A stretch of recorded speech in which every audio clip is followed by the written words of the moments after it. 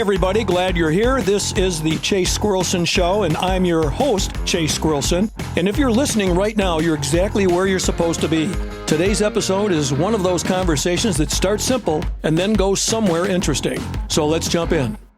Welcome back to the Chase Squirrelson Show. I am Chase Squirrelson, and today I want to talk a little bit about, or quite a bit about, relationships and how they affect people with ADHD and those that live with them. But I always like to open up with some humor, and I wanted to share a hysterical joke that I heard this morning. It goes that a man with ADHD walks into a bar with a skunk and a penguin, and when the bartender asks him what he'll have, and he said, "I'll have a horse's neck on the rocks." And when the bartender asks, what kind of drink is that, the guy says, I guess I really wasn't paying attention. I don't know the punch. I forgot the punchline. I'm sorry, but maybe I can remember it some other time. Basically, what ADHD people lack is a adequate supply of dopamine. Most typical people have 80% of the dopamine they need. That's all they need. But people like me and us, we only have about 20%. So that leads us to behaviors that really prey on our weaknesses. Many ADHD club members like me engage in activities to boost that dopamine. Those behaviors can manifest themselves in many ways, including impulsivity. Sometimes that trait will lead me to disclosing information to people that should not be privy to my actions, innermost thoughts or feelings, yet I'll do it. And what happens with dopamine is about the chase for whatever boost I'm looking for. It's like anticipation. A lot of people anticipate Christmas, especially little kids, and they can't wait for Christmas, only 22 more days, blah, blah, blah. And there's a huge letdown after Christmas because it's over. That's what dopamine is like when I'm playing. It's the chase. It's the chase, whether it's for playing gin rummy online, or it's the idea of chasing this goal of winning or achieving some prize. But then when you get it, the dopamine hit ends. And I think for me, I can access dopamine or boost the dopamine in two ways. I can do things that are pleasurable, or I can focus on things that I get angry about or feel shame about, and I still get the dopamine either way. So it doesn't matter if it's something that's positive or negative. The dopamine hit comes from the pursuit, whether it's trying to win an argument or arguing with someone. Most of the damage I've done in my life with relationships was done through losing my temper. In other words, anger. Anger is very dangerous for me because I seem to lack a governor in me that if I get angry to a certain point, all bets are off. And people with ADHD like me have generally problems with anger, and then we cross that line from anger, controlled anger, to being out of your mind practically and saying and doing things that are so offensive in a relationship that something can't be mended. And I've gone through that. I really need to talk about myself in this place because I've had relationships that turned out to be very turbulent, and I did so much damage that they ended disastrously. One of the worst ones is starting with a college roommate of mine and also my oldest daughter. For my roommate, Jeff was a great guy, and I really liked him. He was very unique. He was brilliant. He was had a great sense of humor and very, very astute. He was like a lifetime learner on many subjects. He was also an actor. And so I really enjoyed his company. And long after we graduated, I did stay in touch with him. We had an incident on Facebook. I was looking at his Facebook page, and someone on his page was making a political comment that I thought I did not really agree with.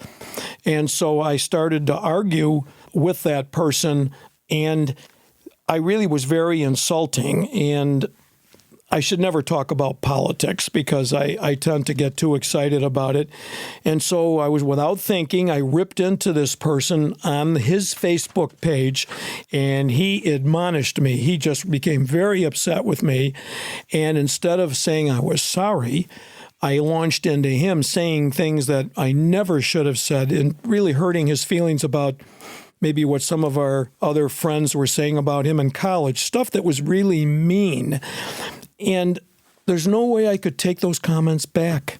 There's an old saying, you can't talk your way out of something you've behaved yourself into.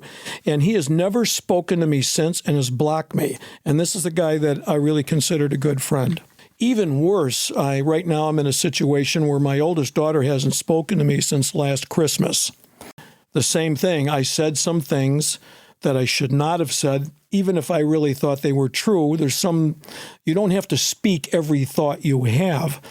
And I got into an argument with her about a woman I was dating at that time, and I really shouldn't have been dating her, and she had some sharp criticism. And instead of just listening to her, I basically let her have it, including throwing an F-bomb at her. And I stormed out of her house. And ever since then, she hasn't spoken to me and won't speak to me. And the only harm I am to her is, verbal assault, saying things that I shouldn't say. But again, you can't talk your way out of something you behaved yourself into. So I'm still working on that. And all the advice I'm getting is leave her alone. Don't bother her. She'll come back, but just give her space. So I'm feeling very, very sad about that.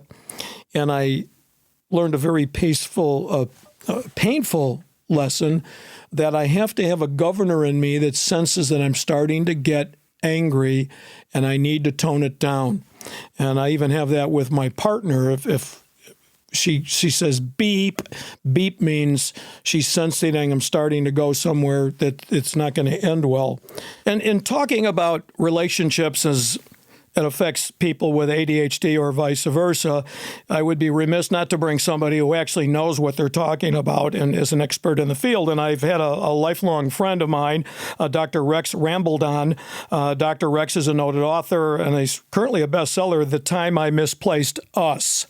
Welcome, Rex, and it's good to talk to you again. And certainly you probably have more experience in ADHD and relationships than anybody I know. And so what are your first initial thoughts? Well, Chase, first of all, I'd just like to make clear, not to brag, but partly due to my ADHD, but just for your general public, I did go to some higher institutions of learning. So what I say has great value and importance. I went to Harvard, Yale, Columbia, MIT, Princeton. I just couldn't get enough learning, and I, kind of scattered. That's how I got into this field, because I was so rambling around and going to school after school to complete my courses. So you have degrees from all those institutions? No, each year I went to a different school and kept transferring because I got bored with the campus. I see. So I kept trying new ones and finally did get my degree from 8 years of intensive study, each year at different college. So you're the last word when it comes to ADHD and relationships. I think I know more about it than anyone. And to further my knowledge, I currently am dating 21 women. And I think that gives me a leg up, so to speak, on how to, get deep into the female psyche and the psyche of men and women in relationships. How do you juggle a relationship with 21 women? And let me ask you this, what about the quality of those relationships? The quality is pretty thorough on a hyper-focused basis each night. Whoever I'm with, I'm hyper-focused on them, which is a trait of ADHD. So for that night, it's magnificent. It's kind of like the movie Groundhog Day. You keep every day is something different, and it just keeps evolving, and it's wonderful. But then the next day, it's someone different. Do you ever have trouble remembering the names, or do you have a special name you call all of them? How does that work? I'm very tuned in to the human psyche. I remember all their names after, hearing it 10 or 20 times. I don't forget during the night. And again, I'm hyper-focused, so I remember everything they do say. And I also make note of what they spend. And sometimes, they order too much. I make a note and they drop down the list and I don't call them for several weeks. I do notice, and maybe our listeners would be intrigued, that you once dated Miss America and you dumped her. Can you tell us about that? Well, I wouldn't go so far as say I dumped her, but yes, I was fortunate enough to date a Miss America and a Miss USA, and they were both magnificent women, and it furthered my knowledge of the human psyche. And they basically got tired of when they found out that I had 19 other women I was seeing simultaneously, and that's kind of where it faded out. I don't want to surprise you. I think that the word in the industry is that you are producing and perhaps acting in a series that's going to be called Housewives of ADHDers. Could you tell us a little bit about that? And it's going to be on what, ADHD TV? Yes, that's a popular new network, and it's kind of a concept similar to Stepford Wives, which I'm particularly fond of, where they are trained, if not somewhat brainwashed, I must admit, to submit to men and follow our needs, the cleaning, the cooking, of course the romantic connection in the evening. Sorry, I do tend to ramble, but in fact, when I was growing up, I drove an Ash Rambler in medical school, and that helped me get through the money I saved on that thing. But was that the car where you got the flat tire in front of a gentleman's club? That story? A lot of people wouldn't even believe that story, but that's another story, I guess. Yeah, well, I don't conduct research in those places of ill repute. I try to keep it very intellectual and on a higher plane. But I'm getting deep into the studies now of vanity and narcissism, which I'm finding in a lot of these women. And I think it's a plague in our society, being over concerned with appearance and external issues. Of course, I, being a renowned doctor, have had several, plastic surgeries on my face, my biceps, my torso, because that's important that I look the part and I'm able to attract these women for further study. But other than what I have to do for myself, I find it appalling. Vanity and narcissism. Yeah, that's interesting because amongst your friends, we call your house the house of mirrors. And it seems like you're always studying different angles of posture and posing in front of them. And I remember the one time you shaved half of your beard just to see what you look like with and without the beard. And you made a decision, I remember, on a maid that you had hired that really convinced you to go one way or the other. Yes, she was a sweet Guatemalan and who I've thought had great insights into the male condition. And even though I was kind of a toxic masculine male at the time, she did confirm that I looked better with the beard. However, since I had already shaved half of it off for the experiment, I had no choice but to continue and had to shave the rest of it off. And then she left and never worked for me again. Your stories, the average listener might think you're making some things up. As a matter of fact, the New York Times, when they ranked your book, which is actually a nonfiction book based on science, it was categorized as fiction, which I thought was strange. A lot of people thought you were just making up this stuff. Well, it seems that because I kind of have a Walter Mitty, Forrest Gump kind of life, so I can see where people would think that. But it's, I think, a tribute to my ADHD. I'm able to be involved in so many different things and go in so many directions and do so much in a given day. So, it's just day. What is day? This is the day the Lord hath made. Let us rejoice and be glad in it. Yeah. Excuse me. That reminds me, you didn't even touch on your time in the seminary. You never even mentioned it in the book. Well, that was a deeply personal spiritual matter between me and my maker, and I didn't think it was relevant to people, but certainly I highly recommend the spiritual world to any who are struggling with despair, depression, or just looking for a way forward in the world.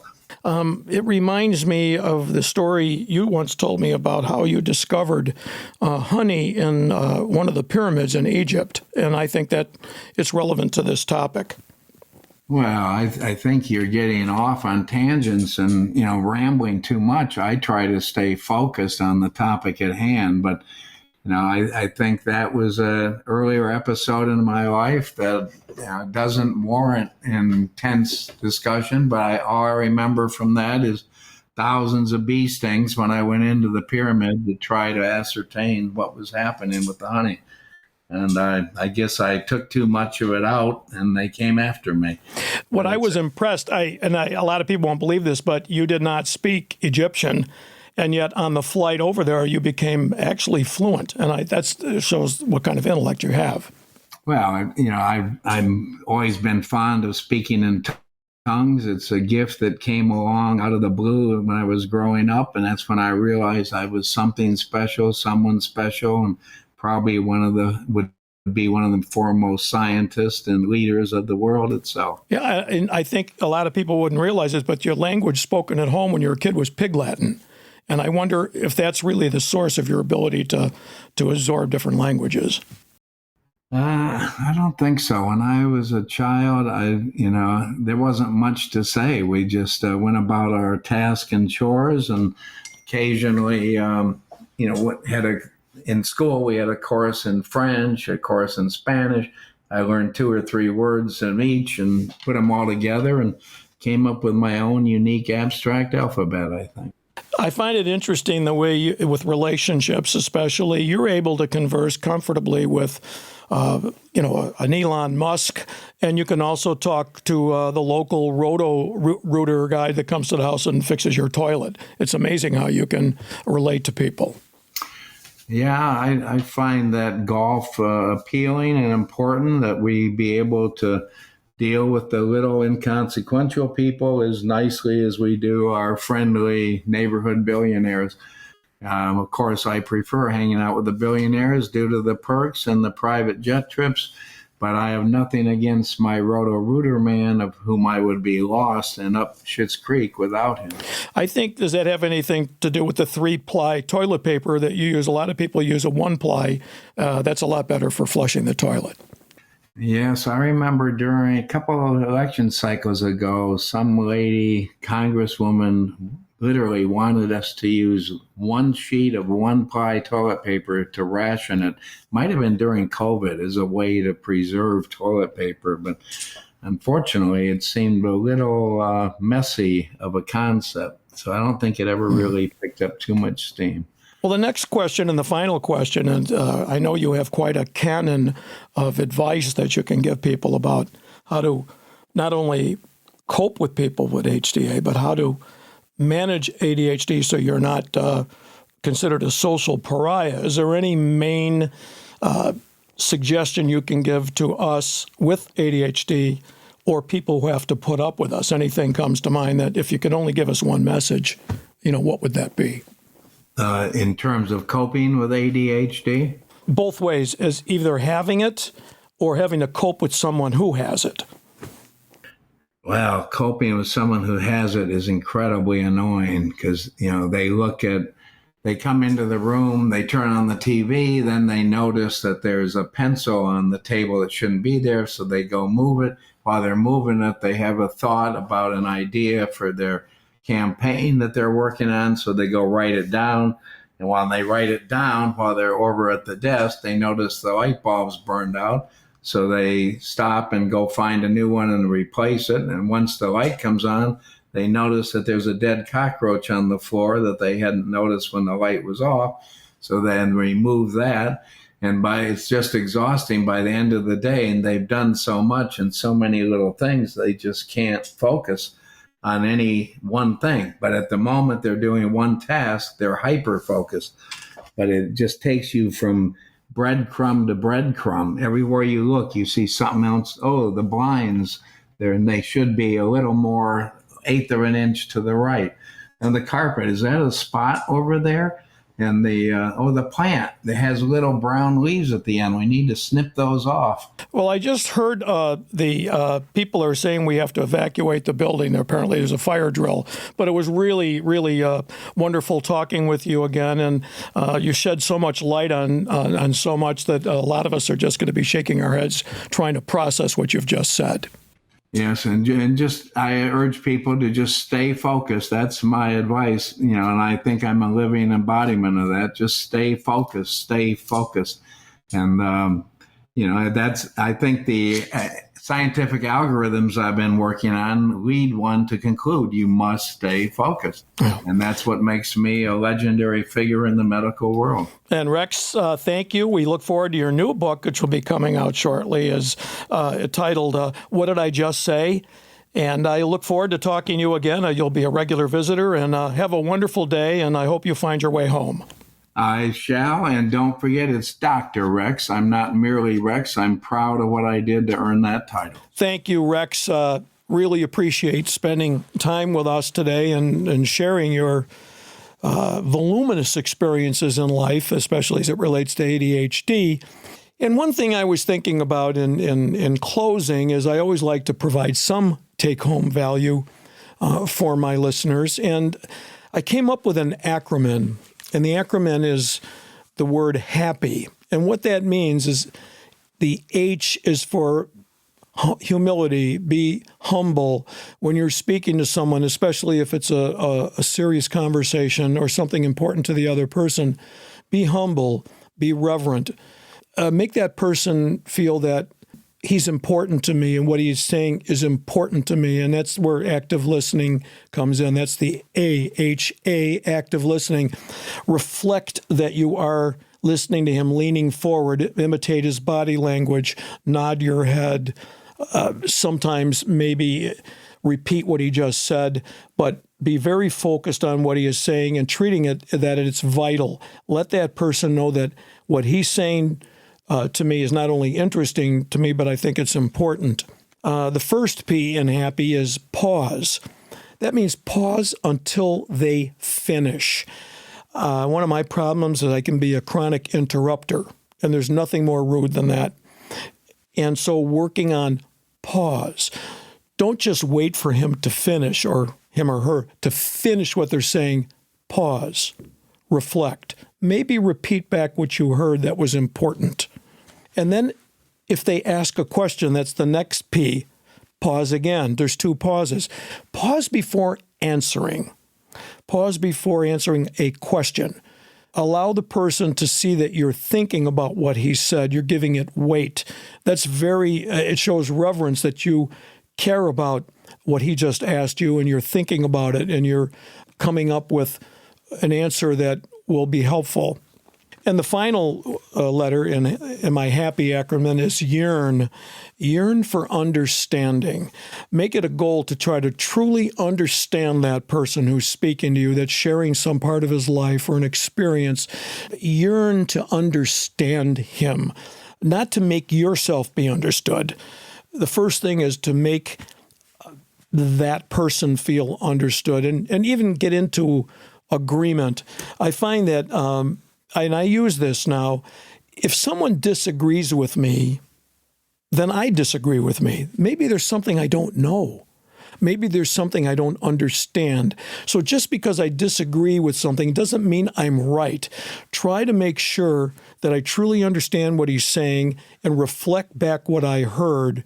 So the yearning to not only understand him, but for him to understand that I care and I am very motivated to come into a relationship with this person where he feels important. And so that acronym is something that I use quite a bit now. And the idea of active listening, the idea that you're engaged in a conversation, not just looking around this room to see who else is there. So that's my take for the day. I hope that's something that's useful to you. This is Chase Squirrelson, and I really look forward to your feedback. I want to hear what you're thinking, comments about what I've said, what you'd like me to know about you, and for the rest of us to share with each other. I look forward to that, and that's the real purpose of this show, is to be helpful and have a community where we can talk with each other and learn from each other. This is Chase Squirrelson. If this episode hit home, don't keep it to yourself. Send it to someone who'd get it. You can follow the show so you don't miss the next conversation. And if you feel like it, a quick rating helps the show a great deal. Either way, I appreciate you being here. We'll talk soon. This podcast is for informational purposes only. The content reflects personal experiences and opinions and is not a substitute for professional medical, psychological, mental health, or legal advice. Flint Rock LLC, the hosts, and guests make no representation or warranties and assume no liability for decisions or actions taken based on this content. Always consult a qualified professional regarding your own situation.